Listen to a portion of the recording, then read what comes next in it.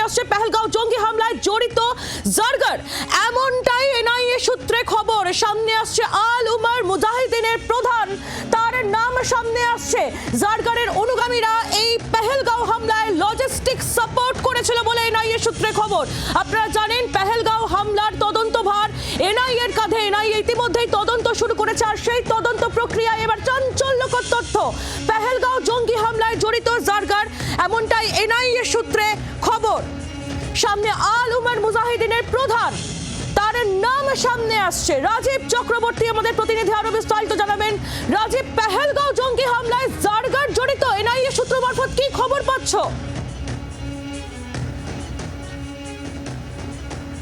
দেখো, অত্যন্ত বড় খবর সামনে আসছে। এনআইএ, যারা তদন্তকারী সংস্থা, পেহেলগাঁও হামলার ঘটনায় যারা তদন্ত করছে, তারা তদন্তে উঠে এসেছে তাদের তদন্তে একটি নাম, যে নাম অত্যন্ত গুরুত্বপূর্ণ। তার নাম এই মুহূর্তে যেটা আসছে জারগার, অর্থাৎ যে কিনা মুস্তাক আহমেদ জারগার।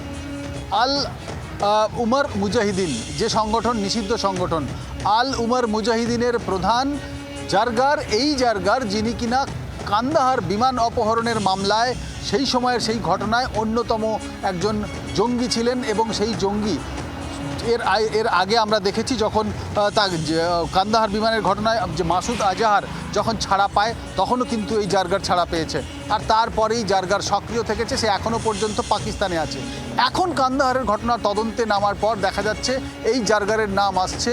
এই জারগার তার সহযোগীদের দিয়ে পেহেলগাঁওয়ের হামলায় অস্ত্র এবং অন্যান্য যে সমস্ত লজিস্টিক্স সেগুলি সেখানে সরবরাহ করা হয়েছিল, অস্ত্র পাঠানো হয়েছিল, অর্থাৎ অত্যাধুনিক সেখানে রাইফেল, তারা যে টেলিফোনে কথা বলেছেন, স্যাটেলাইট ফোন ইউজ করা হয়েছে, এই সমস্তই কিন্তু এই জারগার সরবরাহ করেছে, এমনটাই জানতে পারছে এনআইএ।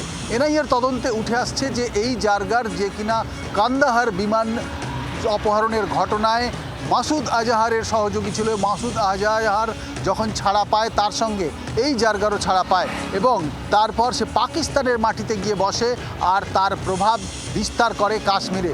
শুধুমাত্র কাশ্মীর বললে ভুল হবে, একেবারে আরও স্পেসিফিক শ্রীনগরের বিভিন্ন জায়গায় তার একটা নেটওয়ার্ক আছে, সেই নেটওয়ার্ক কাজ করেছে।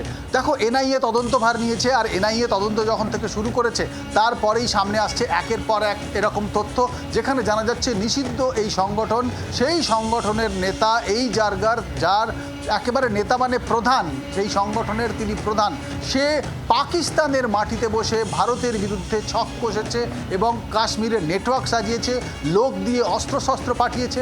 আর তারপর দেখেছি আমরা একেবারে 26টি তরতাজা প্রাণ, সেখানে পর্যটকদের প্রাণ কেড়ে নেওয়া হয়েছে।